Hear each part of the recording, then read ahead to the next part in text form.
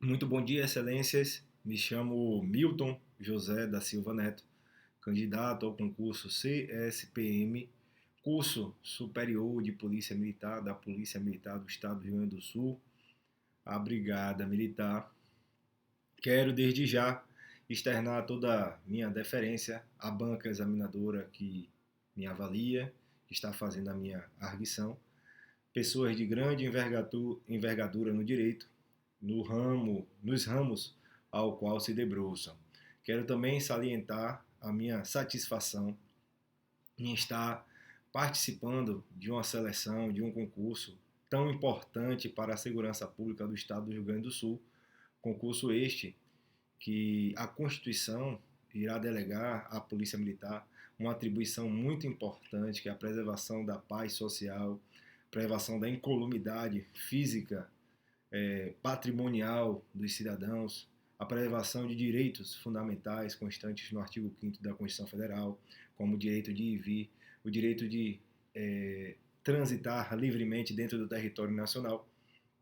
Nós sabemos que a violência no Brasil é um problema endêmico e um problema que exige uma repressão uniforme, e o estado do Rio Grande do Sul tem feito esse trabalho de forma muito satisfatória e acredito eu que continuará fazendo.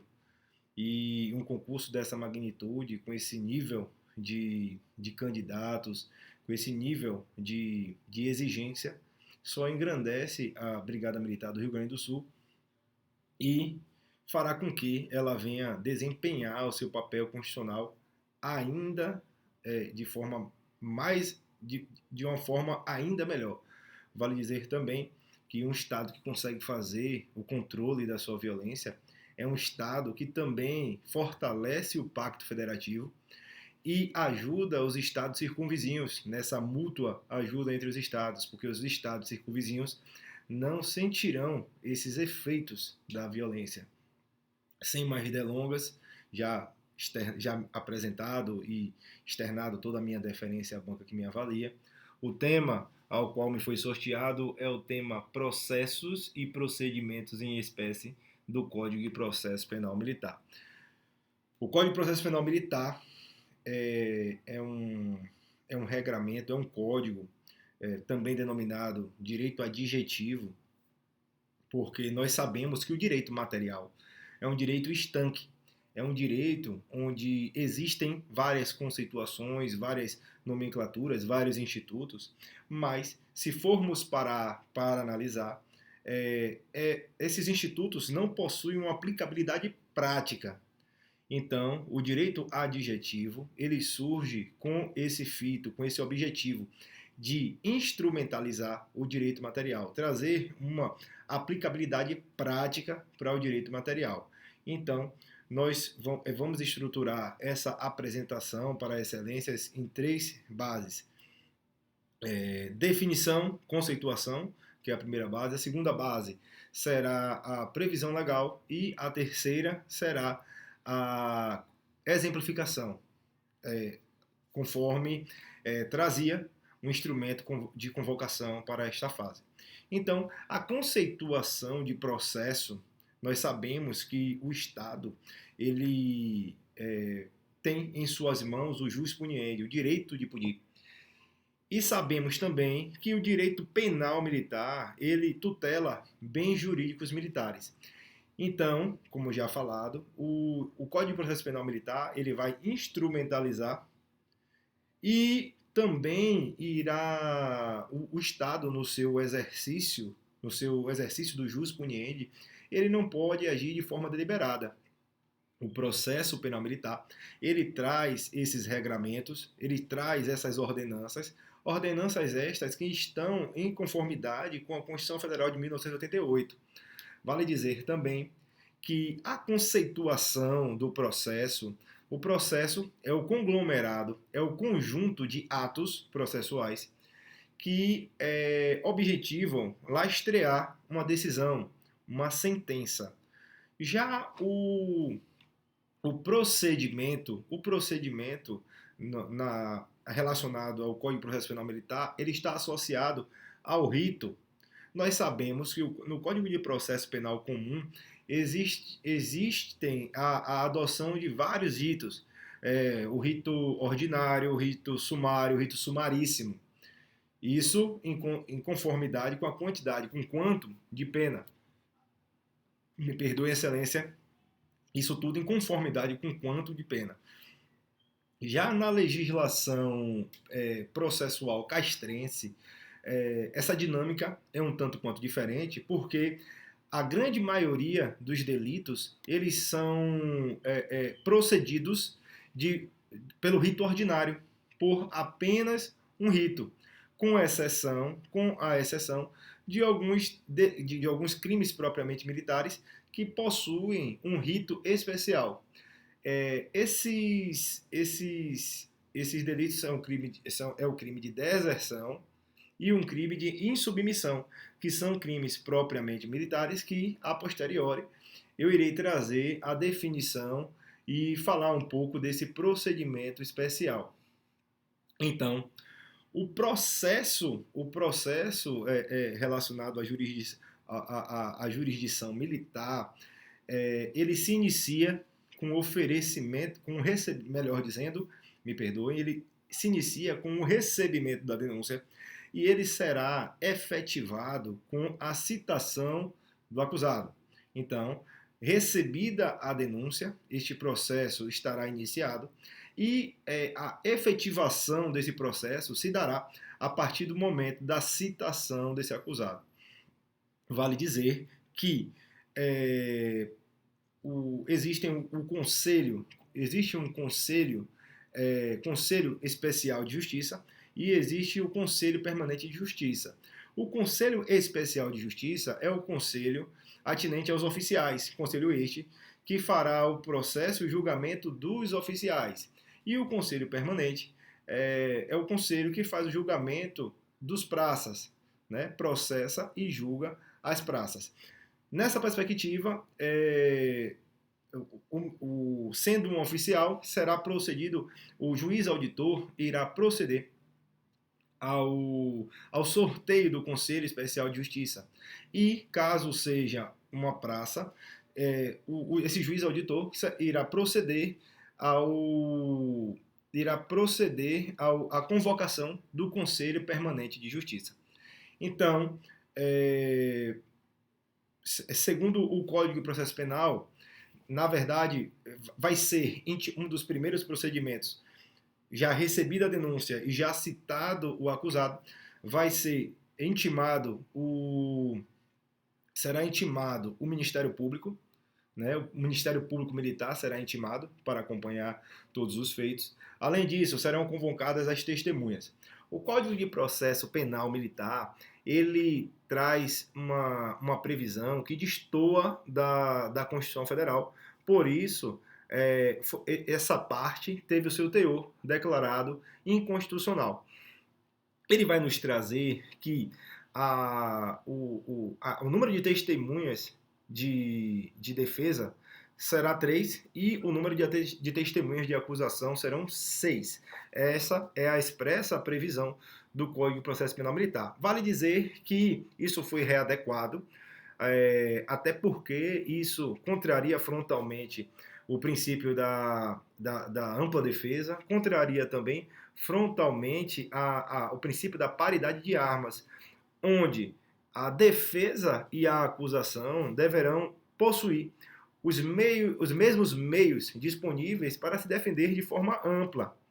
Um com o intuito de acusar e outro, melhor dizendo, com o intuito de defender-se. Então, não seria razoável, não seria proporcional que a acusação pudesse arrolar um número de testemunhas de até 6 pessoas e também não seria salutar que a defesa pudesse arrolar metade dessas testemunhas no número de 3.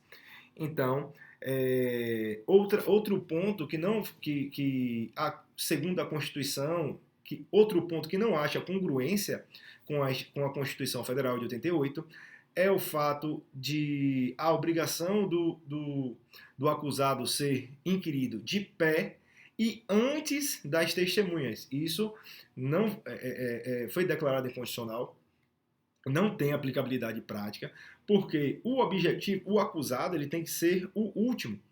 O acusado, na verdade, ele tem que ser o último a ser interrogado, a ser ouvido, porque ele terá conhecimento de toda a acusação, de tudo que lhe é imputado, e assim ele poderá, me perdoe, excelência, ele poderá proceder da melhor forma na sua defesa, utilizando-se todos os meios do contraditório e da ampla defesa, podendo refutar o que lhe foi imputado e assim livrar solto, né, caso ele seja absolvido.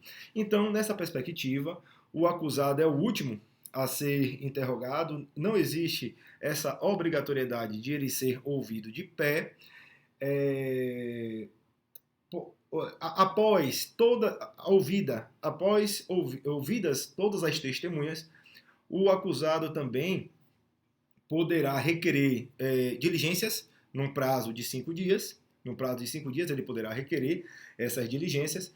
Terão as alegações finais, num prazo de 8 dias, serão apresentadas as alegações finais, que é todo esse apanhado desse processo, e proceder-se-á a decisão, no caso, a sentença. Proceder-se-á a sentença. Então, essa é o esmote do processo no seu rito ordinário, que é o rito adotado pela maioria dos tipos penais constantes na legislação castrense. Então, recapitulando um pouco, falamos da diferença entre processo e procedimento, que o processo é o conglomerado, ele é o todo, né?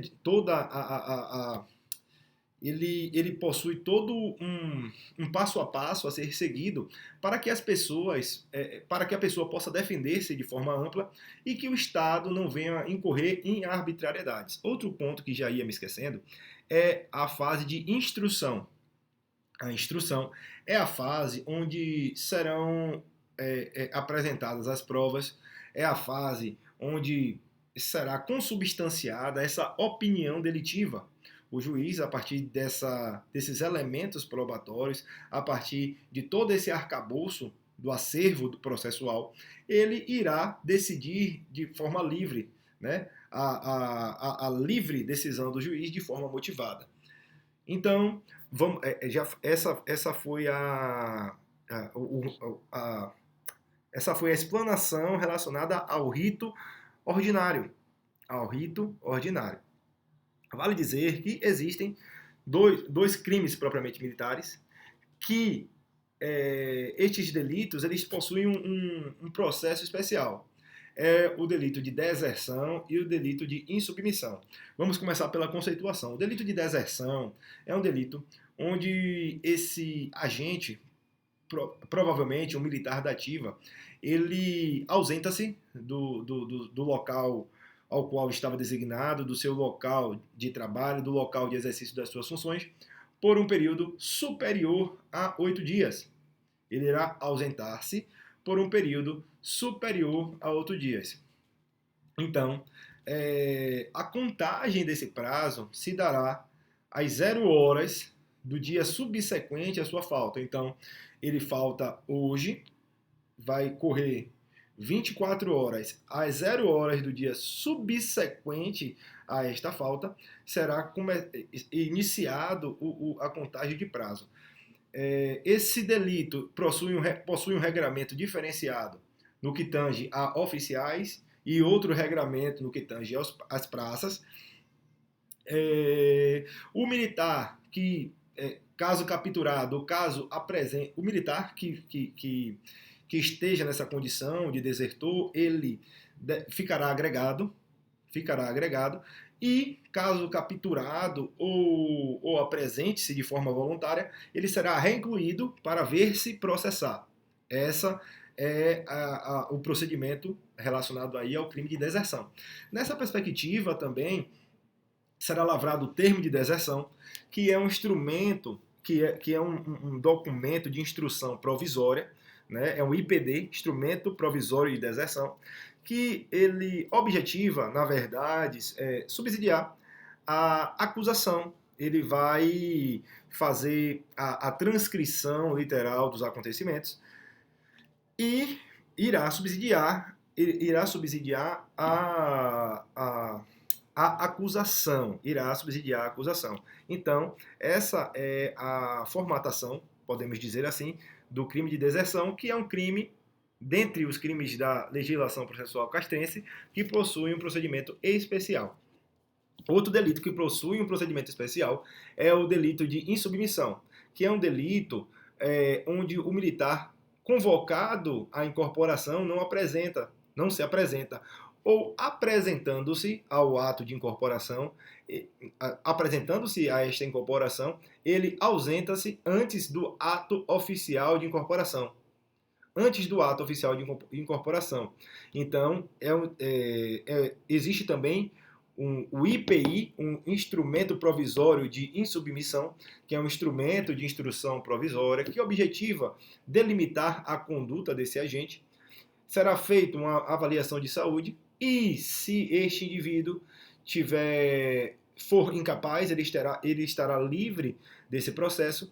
A pena, ele poderá estar sujeito à menagem, que é uma espécie de prisão cautelar. Na verdade, essa menagem pode acontecer em um quartel, ele não fica encarcerado, ele fica em um quartel. Pode ser também, essa menagem pode ser designada para sua residência, e nos crimes de até 4 anos. Então, ele poderá cumprir essa menagem e também poderá estar suscetível à pena principal de impedimento.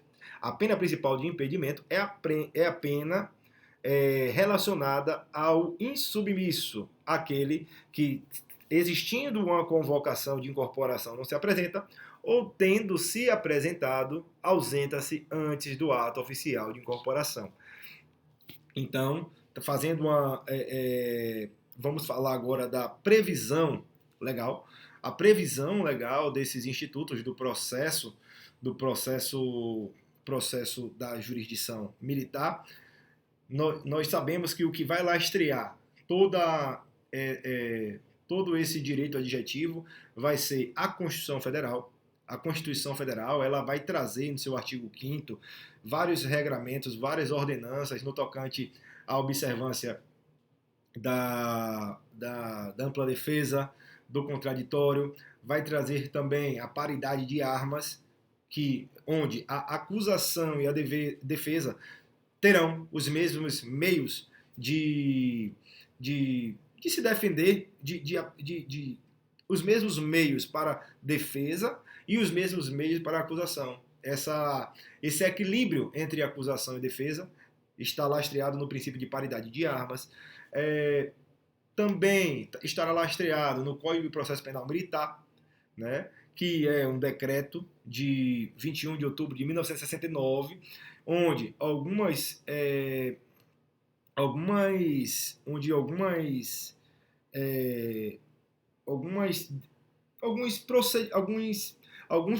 conteúdos daquela normatização não foram recepcionados pela Constituição, mas é o que instrui o processo penal militar.